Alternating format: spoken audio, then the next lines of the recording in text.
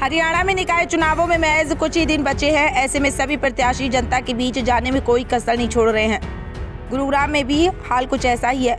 गुरुग्राम के वार्ड 2 से भाजपा की टिकट पर ताल ठोक रही ज्योत्सना यादव भी जनता के बीच जाने में कोई कसर नहीं छोड़ रही हैं। ज्योत्सना यादव की माने तो अभी से नहीं बल्कि पिछले लंबे अरसे से ज्योत्सना यादव और उनकी पूरी टीम वार्ड की समस्याओं का समाधान करने में लगी है। ज्योत्सना ने बताया कि उनके वार्ड में काफ़ी लंबे समय से पानी की समस्या है और गर्मी का सितम शुरू होते ही लोगों को काफ़ी परेशानियों का सामना करना पड़ता है। ऐसे में पार्टी अगर उन पर विश्वास जताती है तो वह अपने वार्ड की हर समस्या को हल करने का काम करेगी। वहीं ज्योत्सना यादव के पति विपिन यादव की माने तो वार्ड 2 की जनता मूलभूत सुविधाओं के लिए त्रस्त है। ऐसे में जनता की समस्या को हल करने की जिसकी जिम्मेदारी है उसे जनता के हर सवाल का जवाब देना पड़ेगा।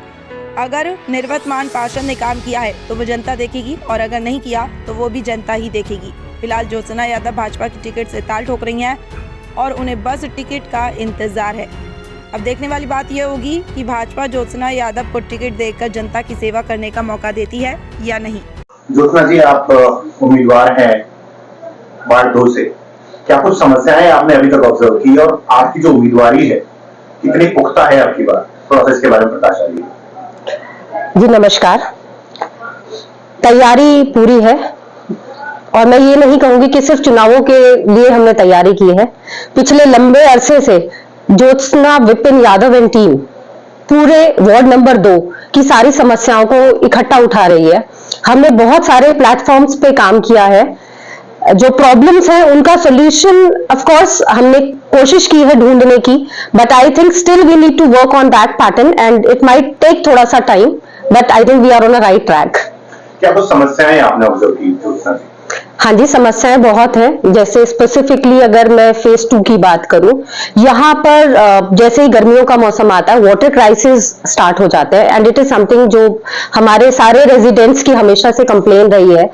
बिकॉज ये एक ऐसा इलाका है जो पॉश इलाका माना जाता है। यहाँ पर इतने बिल्डर फ्लोर्स हैं, हर प्लॉट पे आप 4-4 फ्लोर्स को देखेंगे एंड जैसे ही गर्मियों का मौसम स्टार्ट होता है तो वाटर टैंकर्स बाहर से आने स्टार्ट होते हैं और ये जो एक माफिया फिर उसकी वजह से चलता है और एक वाटर टैंक लगभग 2,500 रुपए चार्ज करता है एक टाइम का। सो वो थोड़ा सा सब लोगों के लिए प्रॉब्लमेटिक रहता है। अब बात करूं जो दूसरा हमारा पार्ट है जो वार्ड 2 में ही आता है, सिरहोल गांव की बात करूं, वहां पर पानी इतना आता है कि लोग उसको बंद ही नहीं कर पाते हैं। तो वहां पर भी वाटर जो पोर्टेबल वाटर है उसका वेस्टेज हो रहा है। एंड डूंडाहेड़ा अगेन वहां पर वाटर क्राइसिस है, वहां तक पानी पहुंच ही नहीं पाता। सो मेन जो मुद्दा मुझे लगता है वो है वाटर, जल ही जीवन है और उसको हमें ठीक से करना पड़ेगा, चैनलाइज। आपके पास क्या कुछ विजन है ज्योत्सना जी? अगर आपको जिताते हैं यहाँ के लोग, स्थानीय लोग अगर आपको जिताते हैं तो क्या विजन है, किस तरह से विकास कीजिएगा? प्लान जो है हमारा, जो रोड मैप है वो पूरा तैयार है। हमें जैसे मैंने बताया सिरहोल गांव में बहुत पोर्टेबल वाटर है जो वेस्ट जा रहा है, ड्रेन्स में जा रहा है एक्चुअली, और डूंडाहेड़ा वहीं वहां पर पानी पहुंच ही नहीं रहा है। द थिंग इज हमको उसे सिर्फ चैनलाइज करना है। उसके लिए वी नीड अ प्लेटफॉर्म जहां दोनों अथॉरिटीज, डीएलएफ भी हमारी हेल्प करे, वाटर डिपार्टमेंट भी हमारी हेल्प करे एंड ऑफकोर्स व्हेन हम एमसीजी के उसमें आएंगे तो ऑफकोर्स हमारे पास हमारा एक पुख्ता प्लान होगा जिससे हम इसको सॉर्ट आउट कर पाएंगे इजीली। जो निवर्तमान पार्षद हैं क्या वो लोगों के बीच पहुंचते हैं? आप चूंकि आप लोगों के बीच जाती हैं तो जन समर्थन किस तरह से मिलता है? देखिए, जितने भी पार्षद पहले रहे हैं सबने काम किया है। मैं ऐसा नहीं कहूंगी कि काम नहीं किया है। प्रॉब्लम्स हमेशा रहेंगी और रही है और शायद आगे भी रहेंगी। सॉल्यूशन हर बंदा अपने पार्ट पे करता है।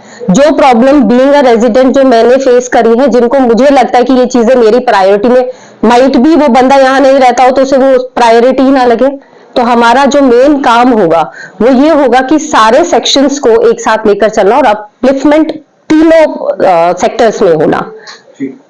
विपिन जी, आपकी धर्मपत्नी इस बार चुनाव लड़ने जा रही हैं। आप भी काफी समय से एक्टिव हैं, लोगों के बीच पहुंच रहे हैं, उनकी समस्याएं जान रहे हैं। आपकी क्या ऑब्जर्वेशन है? आपको क्या लगता है कि किस तरह से इन समस्याओं पर काम किया जाएगा? क्योंकि समस्याएं तो बहुत हैं, काम नहीं हुआ आपको एक्सेप्ट करना पड़ेगा। जो पिछले पार्षद थे उन्होंने काम नहीं किया, चाहे वो अब विधायक की जिम्मेवारी है या पार्षद की जिम्मेवारी है, काम तो नहीं हुआ। आप क्या कहेंगे इस बारे में? जिसकी जिम्मेवारी है उसको जवाब देना पड़ेगा।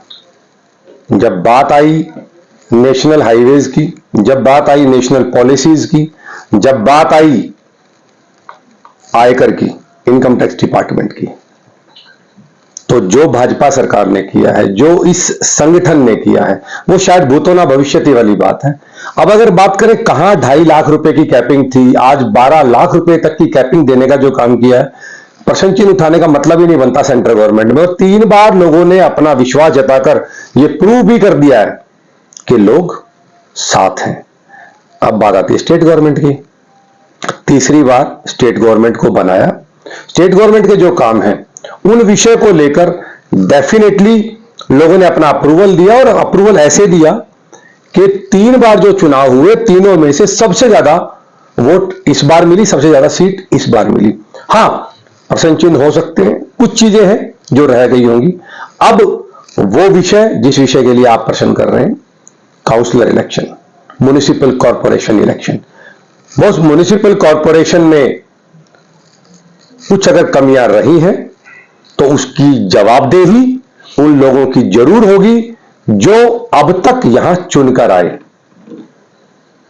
उन्होंने भी प्रयास किया होगा, पूरा किया होगा, कुछ कसर भी रह गई होगी।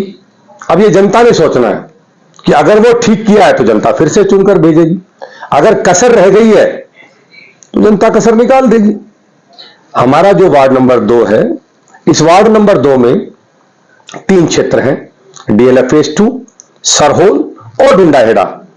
अभी तक की स्थिति में डुंडाहेड़ा का अपना पार्षद रहा है, सरहोल का अपना पार्षद रहा है और डीएलएफ फेज 2 से अलग पार्षद रहा है। इस बार की वार्डबंदी में तीनों एक साथ आ गए हैं और तीनों को एक साथ लेकर जो चल पाएगा, तीनों की समस्याओं का जो समाधान कर पाएगा और जनता जिसमें विश्वास जताएगी वो जीत कर आएगा। विपिन जी, लोग आपको क्यों चुने? क्या खास बात है आपके अंदर कि आपको ही वोट दिया जाए? इसके बारे में थोड़ा सा कुछ बताइए। मैं स्मार्ट हूं। देखिए, हाँ, पहले जो मेयर रहे बीजेपी के, उनका गांव सरौल गांव, प्रेजेंट में जो मेयर है गुरुग्राम की, उन्होंने भी ऐसा कोई काम नहीं करा जो कि सरौल गांव में दिखे। डूडाहेड़ा की बात करें, क्राइम की बात करें और ट्रैफिक की बात करें, वहां पे ड्रग पैडलर हैं, आपको भी पता है, रोडों की हालत अच्छी नहीं है, पानी लोग तक नहीं पहुंच पाता, जहां पानी है रोड पर बिखरा रहता है, लोगों का जीवन दूभर हो रखा है। तो ऐसे में लोग आपको क्यों चुने? क्या विजन है आपके पास विपिन जी? देखिए, जितने भी आपने क्वेश्चन किए, मैं तो इलेक्टेड काउंसलर था नहीं, जो थे उनसे जाके प्रश्न भी पूछिए और वो जवाबदेही रखते भी हैं। और सीधी बात कहूं, यूं ही तो कोई बेवफा नहीं हो जाता, कुछ तो गुनाह हुआ होगा। तो मानते हैं विषय नहीं, मैं बिल्कुल नहीं मानता भ्रष्टाचार था। मैंने आपसे ये कहा कि जो लोग उस सीट पर थे वो उसकी जवाबदेही रखते हैं। मैं तो आपको ये जवाब दे सकता हूं कि ज्योत्सना विपिन यादव और टीम ने क्या किया। आपने कहा कि ड्रग पेडलर, आपने कहा शराब की दुकानें, मैं उसका जवाब दे सकता हूं कि ये ज्योत्सना विपिन यादव की टीम ही थी जो डुंडाहेड़ा बॉर्डर, कापासेड़ा बॉर्डर पर जाकर बैठ गई, ये सुनिश्चित किया कि जो वो हजारों लोग सड़क पर खड़े होकर दारू सरेआम पी रहे हैं उनका समाधान हो सके। ये विपिन यादव और ज्योत्सना विपिन यादव की टीम ही थी कि हम वहां के लोकल प्रशासन, पुलिस स्टेशन और पूरे एडमिनिस्ट्रेशन को लेकर पहुंचे। और आप सबने देखा होगा वो वीडियो, किस तरीके से हजारों लोग शराब की हाथ में गिलास और बोतल लेकर भागते हुए नजर आए। वो भागते हुए इसलिए नजर आए कि हमने ये सुनिश्चित किया था कि ये मेरा समाज है, ये हमारा समाज है और इस समाज की समस्याओं को उठाना हमारी जिम्मेदारी है।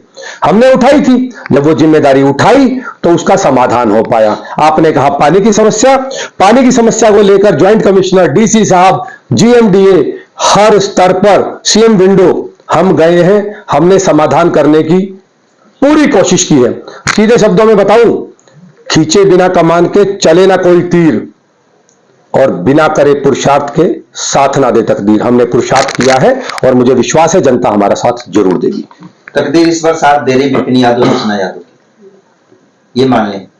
तकदीर उसका साथ देगी जो जनता के साथ खड़ा हुआ, तकदीर उसका साथ देगी जिसने पुरुषार्थ किया, और तकदीर उसका साथ देगी जो जनता की सोचेगा। जी, प्रधानमंत्री जी ने स्वच्छ भारत योजना चलाई हुई है, लेकिन गुरुग्राम में मिलेनियम सिटी कहा जाता है, यहाँ पे अभी भी बहुत सारी प्रॉब्लम्स हैं, क्या कहेंगे? देखिए, मैं तो ये कहूंगा कि प्रॉब्लम्स का कंप्लीट सॉल्यूशन अगर कोई भी कहे कि हो गया है तो सच में कभी नहीं होता। लेकिन 2014 से पहले मुझे ध्यान में आता है कि हम जिस तरीके से ओपन लीटर कर देते थे, ओपन चीजों को फेंक देते थे, किसी महिला को वॉशरूम जाना, आपको सभी को ध्यान होगा कि कितना बड़ा प्रोजेक्ट था। अगर एक महिला घर से बाहर निकल गई तो घर में आके ही वॉशरूम जाएगी, लेकिन आज जगह जगह शौचालय बन गए हैं।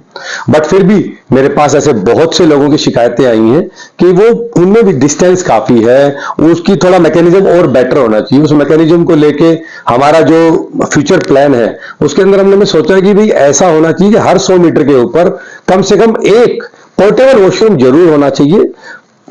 और पुरुष भी जिनकी आदत हो गई है, कहीं प्लॉट में चले गए हैं, कहीं चले गए, वो सब चीजें बंद होनी चाहिए। काफी हद तक बंद हुई है, मेरा मानना है कि 70-80% चीजें कंट्रोल हो गई हैं। बट फिर भी जितनी समस्या है उसका समाधान करने के लिए जगह जगह पर पोर्टेबल वॉशरूम होने ही चाहिए। और हमारे जो मेमोरेंडम हम देंगे, जो हम अपना फ्यूचर प्लान देंगे, उसके अंदर ये हिस्सा रहेगा कि हर 100 मीटर के ऊपर एक पोर्टेबल वॉशरूम हम जरूर लगा के दें।